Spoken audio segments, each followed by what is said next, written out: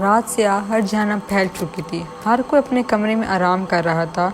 زحال کا کمرے میں دم گھٹ رہا تھا تو اس نے منان کی ٹیبل پر پڑی گن اٹھائی، اپنی چادر اوڑھی اور باہر لان میں آ گئی۔ وہ لان میں چہل قدمی کرنے لگی۔ یزان کہیں باہر سے آ رہا تھا، وہ اندر جانے لگا تو اس سے کوئی لان میں چہل قدمی کرتا دیکھا۔ اس نے اپنی گن لوڈ کی اور قریب چلتا آیا۔ اوہ، یہ تو دشمنوں کی عورت ہے۔ ہلکا سا مسکراتے اپنی گن واپس ٹکاتے وہ بولا، تم یہاں کس لیے آئے ہو؟ جاؤ یہاں سے ورنہ شور مچا کر میں سب کو بلا دوں گی۔ اس نے اپنی چادر میں چھپی گن کی طرف ہاتھ بڑھایا۔ شور مچا کر بھی انہی کو بلاؤ گی جن کے تمہارے باپ سے دشمنی؟ میرے باپ کی بالکل ٹھیک دشمنی تم سے، سب ہو اسی لائق۔ اس نے گن پر گرفت مضبوط کی۔ آخر ہم نے ایسا کون سا جرم کیا جو تمہارے باپ کی ہم سے دشمنی ہے؟ کبھی پوچھا اپنے باپ ولی خان سے تم نے؟ اس نے آنکھیں چھوٹی کرتے کہا، میرا باپ حق پہ ہے، وجہ جو بھی ہو قصوروار تم لوگ ہو۔ وہ قدر برہم ہوئی۔ بالکل، تمہارا باپ تو انسان نہیں فرشتہ ہے نا۔ 20 سال میں ایک مرتبہ بھی اپنے باپ سے معافی نہیں مانگنے آیا۔ یہ حقیقت ہے تمہارے باپ ولی خان کی۔ کمر کے گرد بازو رکھے وہ بولا، دیکھ لیا ہم نے اپنے باپ کے باپ کو بھی، ہم اس کو پوتے پوتیاں ہی ہیں۔ آج اس شخص نے ایک مرتبہ بھی ہمارے سر پر ہاتھ رکھ کر دیکھ لیا ہم نے اپنے باپ کے باپ کو بھی، ہم اس کے پوتے پوتیاں ہی ہیں۔ آج اس شخص نے ایک مرتبہ بھی ہمارے سر پر ہاتھ رکھ کے نہیں کہا کہ دشمنی سائڈ پر یہ میرے پوتے پوتیاں ہیں، ان سب سے ادب سے پیش آؤ۔ یہ بات کرتے وقت اسے اپنے اندر کچھ بکھرتا ہوا محسوس ہوا۔ تو تمہارے باپ کے ہی اعمال ہیں کہ تم لوگ اپنے رشتوں سے ہی ہاتھ دھو بیٹھے۔ وہ شاید برسوں پرانی دشمنی کا غصہ نکال رہا تھا یا کارا کا وہ نہیں جانتا تھا۔ اپنی زبان حد میں رکھو دراب خان کے پوتے، ورنہ یاد رکھو گے کہ جو ہوگا وہ اپنے باپ کے کارناموں کا پتہ چلتے ہی برا لگ رہا۔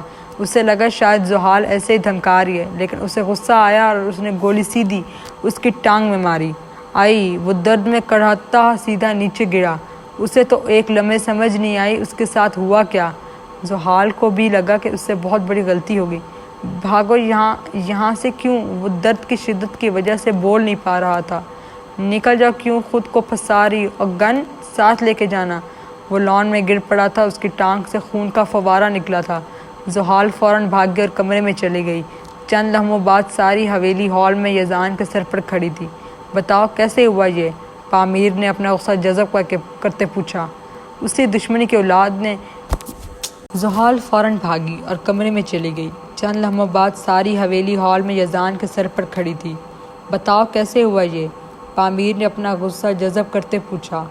اسی دشمن کی اولاد نے ماری نا، بتاؤ۔ رحمت بی بی کا پہلا شک زحال پہ گیا۔ انہیں وہ ایک آنکھ نہیں بھائی۔ نہیں، میری اپنی گولی آ لگی۔ وہ درد میں کرا رہا تھا۔ اس کو پہلی بار کسی نے گولی ماری تھی، اور وہ بھی ایک عورت نے، اور عورت بھی دشمنوں کی کہ اس کے لیے ڈوب مرنے کا مقام تھا۔ اسی عورت نے جس نے سفید چادر کی ہوئی تھی، وہ موٹی آنکھوں والی، اسی نے ماری نہ، بتاؤ سب کو۔ رحمت بی بی کو زحال پر شک نہیں، یقین تھا کسی نے نہیں ماری، اور وہ آخر کیوں مارے گی؟ میری اپنی گولی لگی۔ وہ اب بھی اسی بات پر اڑا رہا کیونکہ وہ جانتا تھا کہ اگر زحال کا پتہ چلا انہیں تو وہ کبھی نہیں بخشیں گے اسے۔ صبح سویرے چھا چکی تھی۔ اللہ اللہ کر کے کسی طرح رات یزان نے سارا معاملہ سنبھالا اور صبح ہوتے ہی ان چاروں کو ان کے گھر صبح سویر چھا چکی تھی۔ اللہ اللہ کر کے کسی طرح رات یزان نے سارا معاملہ سنبھالا اور صبح ہوتے ہی چاروں کو ان کے گھر روانہ کیا۔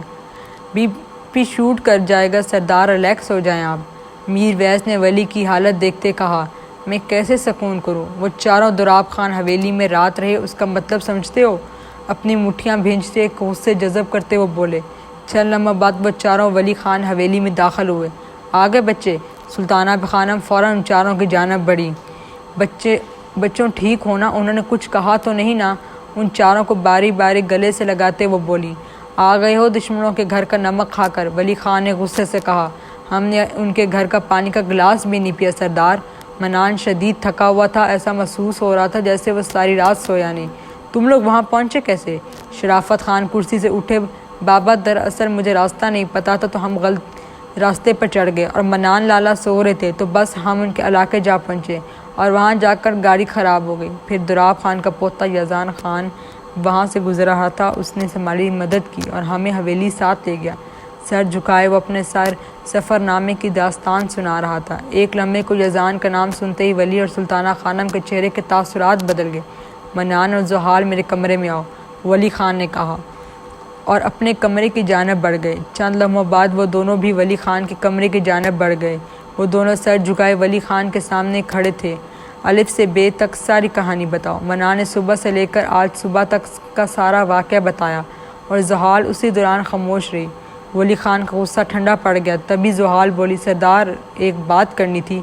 ہاتھوں کو انگلیاں مسلتے اس نے کہا، بولو۔ وہ غلطی سے گن چلی اور گولی دراب خان کے پوتے یزدان کی ٹانگ میں لگ گئی۔ بتاتے وقت اس کی سانس پھول رہی تھی۔ دونوں نے بے یقینی سے سر اٹھا کر زحال کو دیکھا۔ یہ کیا کہہ رہی ہو؟ ولی خان کا کم ہوتا غصہ مزید بڑھ گیا۔ گن کس کی تھی؟ منان کو اپنی فکر پڑ گئی۔ گن منان لالا کی تھی، لیکن ان کے پاس کوئی ثبوت نہیں۔ گن میں ساتھ لے آئی اور دوسرا، اس لڑکے نے گولی لگنے کے بعد کچھ کہا نہیں اور مجھے وہاں سے بھاگ جانے کا کہا۔ اگر اس نے بتایا ہوتا تو ہم ہرگز یہاں نہ ہوتے۔ وہ سر جھکائے گھبراتی ہوئی بتا رہی تھی۔ اف زحال اف، ولی نے سر پکڑ لیا۔ دعا مانگو کہ وہ لڑکا کبھی منہ نہ کھولے ورنہ دراب خان قیامت برپا کر دے گا۔ آپ اتنا ڈرتے کیوں ہیں ان سے؟ آخر کو باپ ہیں آپ کے۔ زحال نے نظریں اٹھائیں۔ نہیں ڈرتا میں کسی سے، جاؤ باہر۔ وہ بیڈ پر سر پکڑے بیٹھ گئے۔ زحال کمرے سے باہر نکلی تو آگے میر ویس کسی سے کال پر بات کر رہا تھا۔ ادھر آ، اس نے کال بند کرتے زحال کو اپنے قریب بلایا۔ کیا؟ تھکے ہوئے لہجے میں وہ بولی۔ رات کیسی گزری دراب خان حویلی میں؟ وہ اسے تنگ کر رہا تھا۔ میرو تنگ نہ کرو، میں اس ٹائم بالکل موڈ میں نہیں ہوں۔ وہ میر ویس کو میرو کہہ کر پکارتی تھی۔ اچھا نہیں کرتا۔ وہ ہلکا سا ہنس دیا۔ اپنی منگیتر سے پوچھو، رات کو دراب خان کے پوتے کو زخمی کر کے آئی ہے، منان نے ولی کے کمرے سے نکلتے کہا۔ واقعی؟ اس نے حیرانی سے زحال کی جانب دیکھا۔ غلطی سے چل گئی تھی۔ وہ پشیمان ہو رہی تھی اپنی حرکت پر۔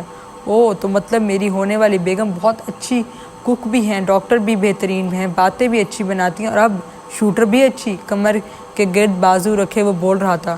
اور پوچھو ذرا، اس سے گن کس کی تھی؟ منان نے کہا اور نکل گیا۔ سوالیہ نظروں میں سے میر ویس نے اس کی جانب دیکھا۔ منان لالا کی آنکھ چھوٹی کرتے اس نے کہا۔ وہ آگے سے کہکا لگا کے ہنسا۔ اڑا لو مذاق تم بھی، اس نے کہا اور سائڈ سے گزر گئی۔ تم زخمی ہو گئے تو بچے کا کیا بنا؟ رحمت بی بی نے نماز پڑھ کر سلام پھیرا تو وہ لاؤنج میں پچھلے صوفے پر لیٹا پڑا تھا۔ بی جان، بچہ آ جائے گا تھوڑی دیر تک، موبائل دیکھ رہا تھا۔ یہ بچہ اسی عورت کا ہے نا جس کا کہا تھا، یا کسی اور کا لا رہے؟ وہ نماز پڑھ کے اٹھ کھڑی ہوئی۔ وہ خاموش ہو گیا۔ باہر غلاب خان آیا۔ کوئی نوکرانی اندر لاؤنج میں داخل ہوئی۔ بلاؤ اسے۔ یزدان سیدھا ہو کے بیٹھا۔ چھوٹے خان، یہ وہ بچہ۔ ہاتھ میں کوئی ننھا بچہ اٹھائے وہ لاؤنج میں داخل ہوا۔ رحمت بی بی نے وہ بچہ اپنی گود میں لیا۔ یزدان صوفے سے اٹھا اور اسٹک کے سہارے چلتا باہر آیا۔ غلاب خان، بات سنو۔ جی چھوٹے خان، یہ بچہ یتیم ہی ہے نا؟ جی چھوٹے خان۔ ٹھیک ہے، لیکن اگر کسی تیسرے شخص کو یہ معلوم بھی ہوا تو انجام جانتے ہو؟ وہ اس کے کندھے پر اپنے ہاتھ کا سارا زور ڈالتے اس نے دھمکایا۔ استغفر اللہ چھوٹے خان، نمک حرامی اور آپ لوگوں کی، اس نے نظریں جھکائے کہا۔ وہ واپس اندر پلٹ آیا۔ اندر آیا تو لاؤنج میں مستقیم اور زرمینہ اور ہاتھ میں اس بچے کو اٹھائے کھڑے تھے۔ اس کا نام حنظلہ خان ہے۔ اس بچے کے سر کو چومتے مستقیم نے اعلان کیا۔ بہت پیارا نام ہے ماشاءاللہ، جنت بی بی نے اس بچے کو دیکھتے کہا۔ اب اٹل خان کا چھوٹا بھائی آ گیا ہے نا؟ زمین نے اٹل کو کاندھوں پر اٹھاتے کہا۔ زمین جنت کی بیٹی تھی اور اٹل شامل کا بیٹا، یعنی زمین کا بھتیجا۔ مستقیم، تمہیں داجی کی کال آئی؟ شامل لاؤنج میں داخل ہوا اور وہیں باہر آ رہا تھا۔ نہیں، کیوں؟ وہ کسی جگہ جانا، وہ کہہ رہے تم فوراً پہنچو۔ وہ جوتے اتار رہا تھا۔ اس کے لیے آج خوشی کا دن ہے، یہ یزدان چلا جائے؟ رحمت بی بی نے کہا۔ بی جان، ویسے تو رحم نہیں کرتی، لیکن زخمی ہوں، اب تو کر لیں، اس نے مایوسی والے انداز میں کہا اور لاؤنج سے نکل گیا۔ سو رہا تھا کہ کوئی اس کا دروازہ بجائے بنا کمرے میں داخل ہو گیا۔ یا اللہ، کون ہے؟ وہ نیند سے ہڑبڑا کے اٹھا۔ سلمان، عالمی کا خاکی رنگی یونیفارم پہنے وہ اندر داخل ہوا۔ میرا بھائی آیا۔ وہ خوشی سے بیڈ سے اٹھا اور اس کے زور سے گلے لگا اور اچانک اس کی ٹانگ میں ٹیس اٹھی تو اس نے اپنی ٹانگ پر ہاتھ رکھا۔ کیسے ہیں خان صاحب آپ؟ اور ٹانگ پہ کیا ہوا؟ اس کی ٹانگ پر پلستر تھا، ساتھ وہ دوسری ٹانگ پر زور دیے کھڑا تھا۔ تمہیں دیکھ کے بالکل ٹھیک ہو گیا ہوں۔ اس نے اس کا دوسرا سوال اگنور کیا۔ اب وہ کیا بتاتا سلمان کو کہ دراب خان کے پوتے کو کسی نے پہلی مرتبہ گولی ماری، وہ بھی ایک عورت نے۔ یہ بتا یہ آدھی رات کو کیوں آیا؟ سلمان بیڈ پہ لیٹ گیا اور وہ کرسی کھینچ کر ٹانگ لمبی کرتے بیٹھ گیا۔ یار صبح 12 بجے کا چلا ہوا ہوں، لمبے راستے اور پھر بس اتنی جگہ سٹاپ لگاتی اور ڈھیروں مسئلے۔ اچھا کوئی نہیں، آ تو گیا۔ کسی سے ملا تو نہیں ہوگا؟ سب سو رہے ہوں گے۔ ہاں سیدھا تیرے کمرے میں آیا ہوں۔ وہ اٹھ بیٹھا۔ کتنے دن کے لیے آئے؟ مہینہ؟ اف شکر ہے، ورنہ تو کیپٹن صاحب ہمیشہ ایک دن کے لیے آتے ہیں۔ سلمان اٹھ کھڑا ہوا، یزان بھی اس کے ساتھ باہر کو نکل گیا۔ وہ دونوں سلمان کا کمرہ سیٹ کرتے رہے۔ سلمان کا کمرہ حویلی کے بیرونی جگہ پر تھا، یعنی اس کا کمرہ اس بلڈنگ میں نہیں تھا جہاں ان سب کا تھا، اور اس کا ایک علیحدہ پورشن تھا اور اس کا کمرہ تھا بھی نیچے، اس لیے یزان بآسانی سے کمرے میں چلا گیا۔ وہ دونوں 4 مہینوں کی جو باتیں اکٹھی کی ہوئی تھی ساتھ وہ کرتے رہے۔ سلمان اور یزان میں بہت دوستی تھی، بچپن سے ہر کام ہمیشہ ساتھ کیا تھا۔ سلمان نے تو بہت زور لگایا تھا کہ یزان اس کے ساتھ آرمی میں آئے، لیکن کسی نے اجازت نہ دی، اس لیے سلمان اکیلا آرمی میں چلا گیا اور یزان پشاور یونیورسٹی سے چارٹرڈ اکاؤنٹنسی کرنے کی اجازت دے دی۔ صبح سویرے ہو چکی تھی، گرج چمک کے ساتھ بارش برس رہی تھی۔ ستمبر کا مہینہ تھا اور کچھ ہی دنوں میں سوات میں سردیاں آنے والی تھیں۔ سب اپنے اپنے کاموں کی جانب جا رہے تھے۔ جنت بی بی کچن کی جانب جا رہی تھی کہ دراب نے اسے ایک ضروری بات کے لیے بلایا۔ جی سردار، آپ نے بلایا تھا؟ ہاں جنت، کچھ بات کرنی۔ دراب خان نے رحمت بی بی کو آنے کو کہا، وہ ساتھ بیٹھی تھی۔ جی کریں۔ وہ ذرا پریشان ہوئی۔ ہم چاہتے ہیں کہ آپ زمین کی شادی کر دیں، رحمت نے کہا۔ جنت نے کوئی جواب نہ دیا، وہ بات مکمل سننا چاہتی تھی۔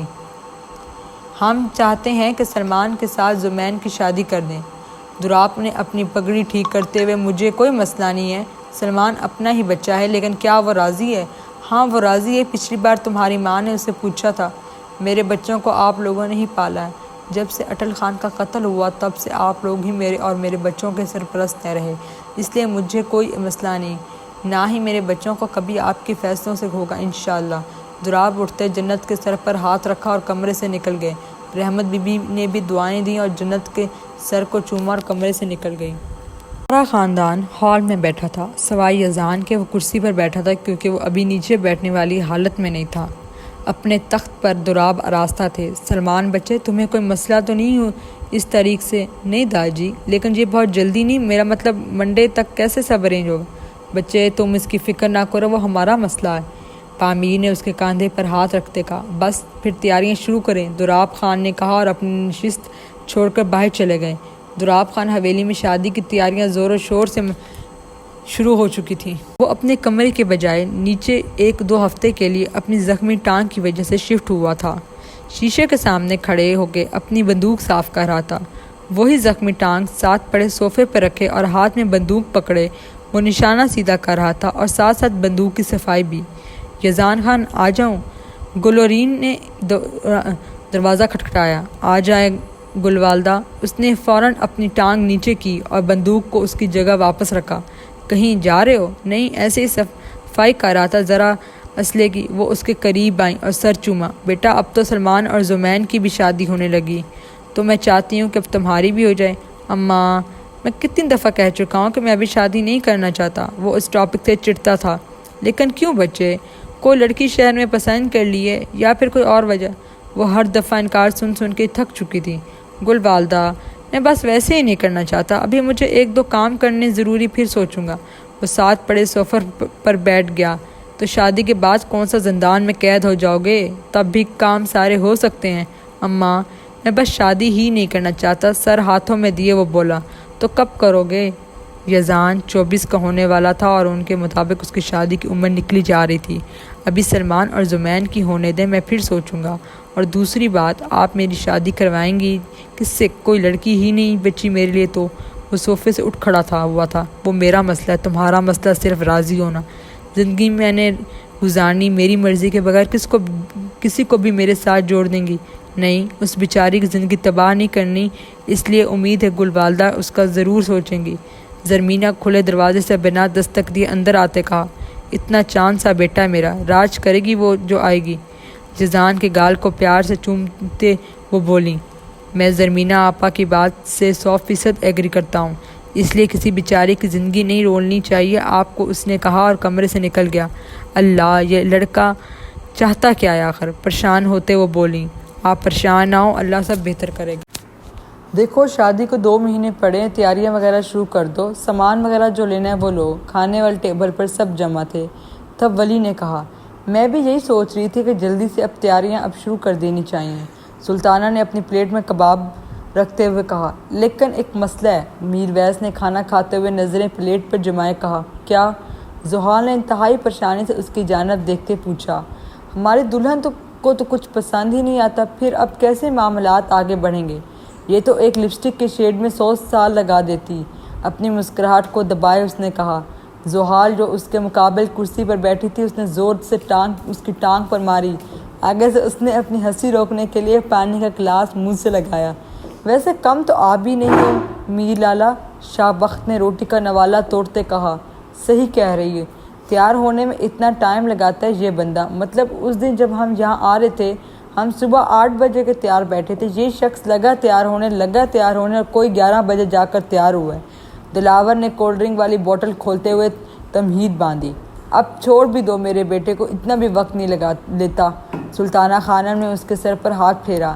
اف، میری ماں اور ان کا پسندیدہ بیٹا، دلاور قدر مایوسی سے بولا۔ اللہ، ایسی بھی بات نہیں، تم سب پیارے ہو مجھے۔ پیر کا دن آ چکا تھا، صبح کے 9 بج رہے تھے۔ سلمان اور زمین کا آج نکاح تھا اور ساتھ ہی رخصتی۔ سب تیار ہو کر اپنے اپنے کمروں سے نکل رہے تھے اور عورتیں تیار بھی ہو چکی تھیں، گانا ڈھول دھماکہ بھی کرتی، ساتھ ہی کاموں میں بھی لگی ہوئی تھیں۔ یزان اپنے کمرے سے نکلا اور ٹانگ کو لنگڑاتا باہر کی جانب بڑھا تو آگے سے سلمان سفید رنگ کی شلوار قمیض، اوپر سے اسی رنگ کی ویسٹ کوٹ پہنے چلا آ رہا تھا۔ ماشاءاللہ، میرا کپتان تو شہزادہ لگ رہا ہے، کم تو بھی نہیں لگ رہا۔ سلمان، یزان جلدی کرو، داجی بلا رہے ہیں، نکاح جلدی پڑھوانا ہے۔ شامل نے داخل دروازے سے دونوں کو آواز دی۔ مردوں کا اہتمام ڈیرے پر تھا اور عورتوں کا حویلی میں۔ وہ دونوں فوراً ڈیرے کی جانب بڑھے۔ چند لمحہ بعد سلمان اور زمین کا نکاح پڑھوا دیا گیا تھا۔ 15 منٹ ہوئے، فائرنگ ہوئی، پھر مٹھائیاں بانٹی گئیں، خوب جشن ہوا اور دولہے کو بارات سمیت، جس میں دراب خان حویلی کے مرد تھے، وہ سب حویلی میں آئے۔ داجی، میری شادی ہے، اٹینڈ کرنے دیں، سلمان نے جھجکتے ہوئے پوچھا۔ دراب نے ہاتھ کھڑا کر کے اجازت دے دی۔ وہ حویلی میں داخل ہوئے اور فل میوزک بجا کر انہوں نے اٹینڈ کرنا شروع کیا۔ یزان سب سے خوبصورت اٹینڈ کرتا تھا، پر زخمی ہونے کے باعث وہ صرف تالیاں ہی بجا سکا۔ اللہ دونوں کو ہمیشہ خوش رکھے۔ سلمان اور زمین کو اکٹھے کھڑا کیا گیا۔ رحمت بی بی نے دونوں کے اوپر سے صدقہ اتارتی دعا دی۔ زمین کو سب عورتیں سلمان کے کمرے میں چھوڑ کر آئیں۔ چند لمحوں بعد سلمان اپنے کمرے کی جانب بڑھ گیا۔ کتنا خوش ہے سلمان شادی کر کے، تم نہ جانے کیوں نہیں کرتے؟ گلورین کو یزان کی شادی کی فکر ہلکان کیے جا رہی تھی۔ اماں، ابھی تو زخمی ہوں، اللہ نے بھی زخمی جانور کی قربانی حرام کر دی، اس لیے آپ زخمی بندے کی قربانی ہرگز نہیں کر سکتی، اس نے کہا اور باہر کی جانب بڑھ گیا۔ رات سیاہ ہر جانب پھیل چکی تھی، ہر کوئی نیند گوش تھا۔ اچانک ولی خان کے دروازے پر دستک ہوئی اور بڑی زور سے ہوئی۔ ولی اور مہرین دونوں فوراً اٹھے۔ کیا ہو گیا؟ منان جی اتنی رات کو کیوں دروازہ بجا رہے؟ سردار، غضب ہو گیا۔ منان کا سانس پھولا ہوا تھا، اس کے چہرے پر پریشانی، خوف، دہشت کے اثرات تھے۔ کیا ہوا منان؟ ولی نے اپنے دل پر ہاتھ رکھتے پوچھا۔ بابا، زمینوں پر آگ لگ چکی ہے اور سارے جانور مار دیے گئے ہیں۔ کیا بکواس کر رہے ہو؟ یہ وہ سے چلا دیا کس نے کیا؟ یہ کس نے؟ مستقیم خان نے۔ منان کی سانس تیزی سے اندر باہر ہو رہی تھی اور اس سے صحیح طرح بولا نہ جا رہا تھا۔ ولی نے اپنی بندوق اٹھائی، اپنے بندے ساتھ لیا اور کوٹہ سے نکل گیا۔ پاگل ہو تم سے کہا تھا کہ صرف پہرے پہ کھڑے رہنا۔ تمہیں کس نے کہا تھا کہ آگ لگاؤ؟ بولو۔ مستقیم کسی نوکر کا گریبان پکڑ کر چلا رہا تھا۔ لالا، وہ اس نوکر نے بولنے کی کوشش کی۔ بولو، کرو بکواس، کس نے کہا تھا زمینوں پر آگ لگانے کو؟ بولو۔ اس نوکر کو نیچے لٹائے اس کا گریبان زور سے پکڑے وہ چلا کر پوچھ رہا تھا۔ مستقیم، لالا، مجھے سعید نے کہا تھا کہ آپ نے حکم دیے۔ وہ بول نہیں پا رہا تھا۔ فوراً سعید کو ڈھونڈو، فوراً۔ اس نوکر کا گریبان چھوڑتے وہ اٹھ کھڑا ہوا۔ مستقیم نے زور سے گاڑی کے ٹائر پر ٹانگ ماری۔ ولی خان نہیں چھوڑے گا کسی کو، سر گاڑی سے ٹکاتے اس نے کہا۔ جناب ولی خان کسی چیز کی پرواہ کیے بنا دراب خان کے علاقے میں گھستا آیا۔ وہ چنگی ذرا خیل مستقیم کو مارنے آ رہا تھا۔ سردار، سامنے کوئی ہے۔ ڈرائیور نے گاڑی کی لائٹیں بند کی۔ وہ جیپ پر سوار تھے، آگے پیچھے 2 گاڑیاں تھیں۔ سب سے کہو اپنی بندوقیں تان لیں اور میرے حکم کا انتظار کریں۔ یہ کہہ کر وہ گاڑی سے اتر گیا اور آہستہ آہستہ قدم اٹھاتے ان کے قریب آ پہنچا۔ رات سیاہ ہر جانب پھیلی ہوئی تھی۔ ولی خان کو اس اندھیرے میں مستقیم خان کی آواز سنائی دی تو اس نے اپنی گن لوڈ کی اور ایک قدم مزید آگے۔ کون ہے؟ رک جاؤ! مستقیم کو آہٹیں محسوس ہوئیں۔ ولی نے خاموشی رکھی۔ مستقیم نے اپنی گن اٹھا کر نشانہ بندھانا چاہا، پر اسی لمحے ولی نے گولی چلا دی اور گولی سیدھی سینے کو چیرتے پار ہوئی۔ ولی اسے مارتے فوراً گاڑی کی طرف بھاگا اور چڑھ بیٹھا اور گاڑی واپس کوٹہ کے لیے موڑ لی۔ مستقیم کے نوکروں نے بھی گولیوں سے 8-9 بندے ولی خان کے مار دیے، لیکن ولی خود بھاگ نکلا۔ صبح کی نماز کے وقت مستقیم کی لاش دولاب حویلی پہنچ چکی تھی۔ یزان کی رات ٹانگ میں شدید درد تھا، اس لیے وہ نیند کی گولی لے کر سویا تھا۔ باہر برپی قیامت سے وہ بے خبر تھا۔ اس نے آنکھ کھولی اور کمرے سے باہر آیا تو بیچ میں جنازہ پڑا تھا اور اس کے گرد سب خاموشی سے کھڑے تھے۔ اٹل کی آنکھ سے اپنے باپ کو دیکھتے آنسو نکلا، جس پر دولاب نے جھڑکتے ہوئے کہا، اس بچے سے کہو رونا بند کرے۔ جب تک ولی خان کا سر میرے قدموں میں نہیں جاتا تب تک مستقیم کو رونا حرام ہے۔ یہ سنتے ہی گلمینا نے بڑا حوصلہ کرتے چپ کرایا۔ مستقیم لالا یزان آنکھ ملتے وہاں آیا تو آگے مستقیم کا جنازہ درمیان میں پڑا تھا۔ یہ کب ہوا؟ اس نے بے یقینی سے نظریں اٹھا کر پوچھا۔ رات کو ولی خان کے بندوں نے ہمارے گھر کا سکون چھین لیا۔ گلمینا نے اپنے آنسو روکنے کی کوشش کی، لیکن آنکھ سے آنسو جھلکا۔ کوئی تب تک غم نہیں کرے گا جب تک مستقیم کا قاتل انجام کو نہیں پہنچے گا، پامیر نے اپنے آنسو کو حلق میں روکتے کہا۔ لیکن کیوں؟ یزان نے وہ سوال کیا جو دولاب خان کی حویلی میں کرنا ممنوع تھا۔ اس لیے کیونکہ جب تک خون کا بدلہ نہیں لیا جائے گا تب تک مستقیم خان کی روح کو سکون نہیں حاصل ہوگا۔ دولاب کو یہ سوال سن کر غصہ آیا، لیکن انہوں نے اپنا غصہ جذب کرتے ہوئے جواب دیا، یہ کیسا نظام ہے داجی؟ آپ کو اس کی ماں پر رحم نہیں آتا جو اپنے جذبات کو کب سے روک بیٹھی ہے؟ آنسو بہانا کب سے منع ہو گیا؟ اس کے بیٹے کی جانب دیکھیں، بمشکل ابھی 10 سال کا وہ اپنے باپ کو کھو بیٹھا، صرف آپ کے دشمنوں کی وجہ سے۔ اب اس کو اتنا بھی حق نہیں کہ وہ اپنے باپ کے جنازے سے لپٹ کر روئے۔ میری بہن کو دیکھیں، ایک نظر داجی، وہ اپنے جذبات روک کر عنقریب بیہوش پڑنے والی۔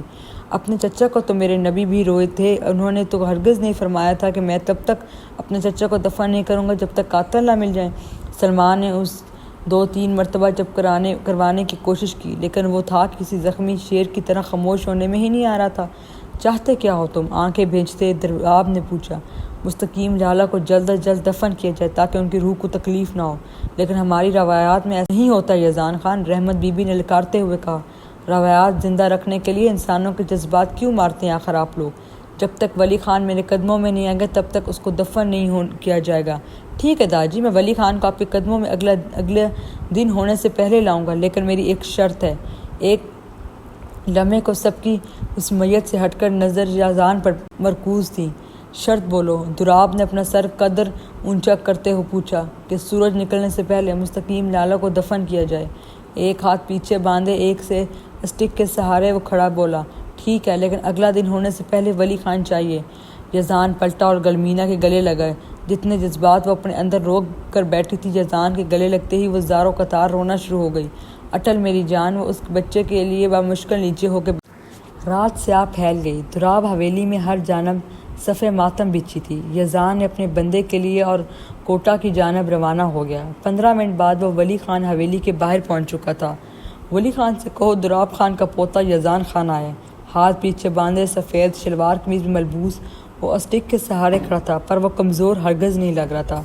سردار، باہر دولاب خان کا پوتا آیا، کسی نوکر نے اندر آ کر خبر دی۔ دولاب خان کا؟ لیکن کیوں؟ ولی خان کا کھانا کھاتے ہاتھ رکا۔ پتہ نہیں سردار۔ وہ اپنی جگہ سے اٹھتے اپنی گن ٹانگ کے ساتھ ٹکائے اور باہر پہنچ گیا۔ اوہ مہمان نواز، آج میزبانی کے لیے آ گئے؟ یزان ہلکا سا مسکرا دیا۔ کیوں آئے ہو؟ ولی خان تمہیں صرف تمہارے باپ کی خبر دینے آئے ہیں۔ اس نے اپنا سر اونچا کیا اور اسٹک مزید مضبوطی سے تھامی۔ تم یزان ہو؟ ولی نے اس پہچاننے کی کوشش کی۔ جی، کیا خبر ہے؟ دولاب خان مستقیم لالا کی خبر کے بعد گر گئے ہیں۔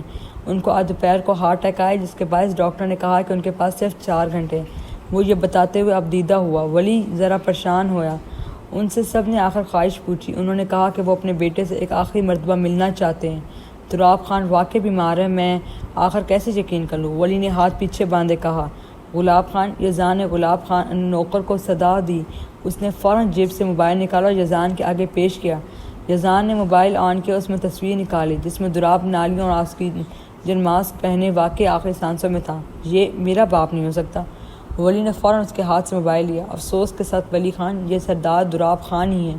اس نے قدم بڑھایا، ولی کے بالکل قریب آیا۔ ساری عمر اپنے والدین کے حقوق ادا نہیں کیے، لیکن ان کی آخری خواہشات کا احترام ضرور کریں۔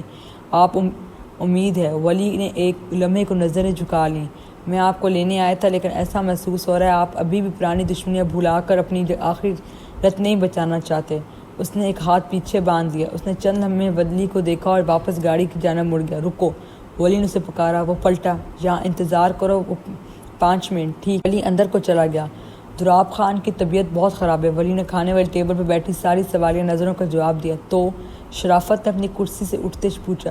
میرے باپ کی آخری سانسیں ہیں شرافت خان۔ شرافت کے کاندھے پر ہاتھ رکھتے خود کو سنبھالتے وہ بولا۔